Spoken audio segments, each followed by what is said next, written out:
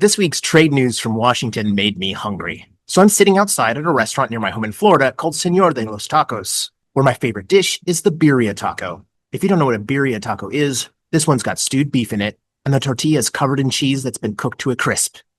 In a word, delicioso. So why am I thinking about tacos?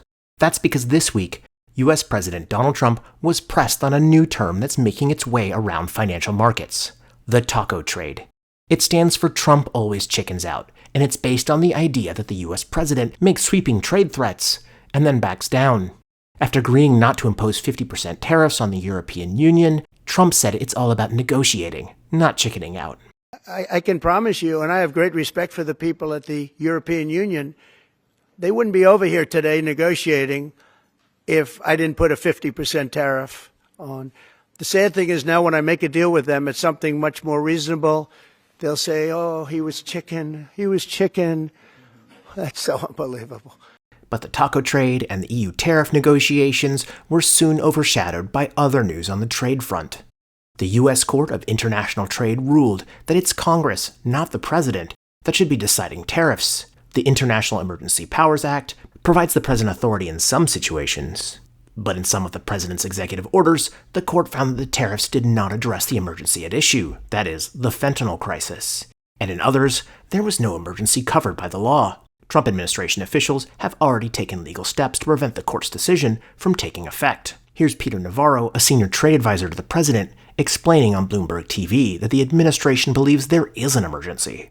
That there's an economic emergency with respect to both uses that we had. One is we are in a world where China has killed over 1 million Americans with fentanyl poison, and we took this step to stop that. We will continue to press on that. At the same time, we invoked that rule to stop what has been 20 million illegal aliens streaming into our country, driving down wages, taking jobs away.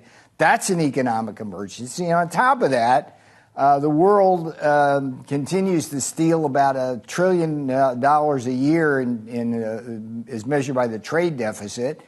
And that's an economic emergency because it's transferring our wealth abroad. To get an understanding of the road ahead for the legal battle over Trump's tariffs, I caught up with Patrick Childress, a trade lawyer at Holland & Knight. The first thing I would suggest folks keep an eye on is whether the government might try to recreate some of these tariffs or very similar tariffs using different statutory authority.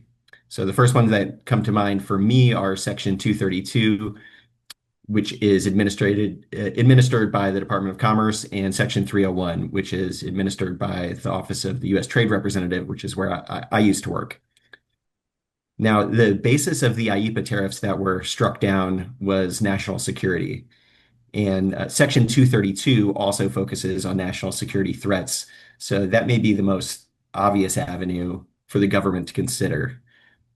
Now, Section 232, like Section 301, is very different from IEEPA in that it requires significantly more process, time, deliberation. There's a notice and comment period where the public can offer its input.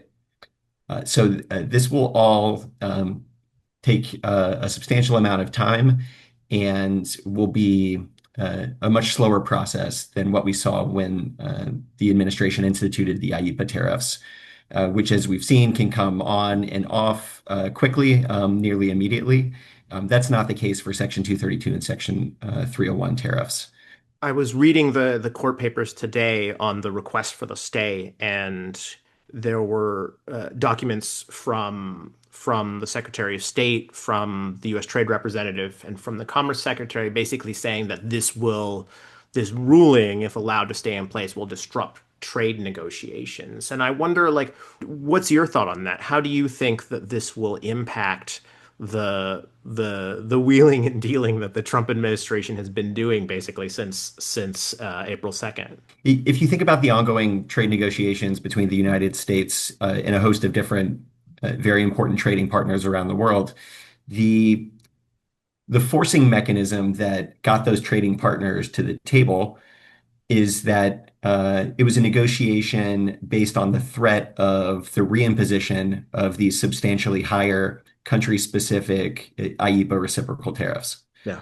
So yesterday's court decision likely lessens that threat, at least in the eyes of some trading partners.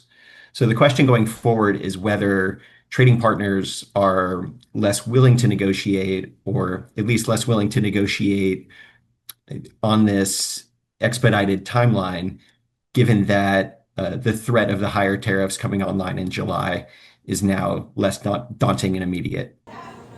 Read TradeWinds stories on the Trump administration at tinyurl.com/twtrump. Reporting from Señor de los Tacos, I'm Eric Briante Martin.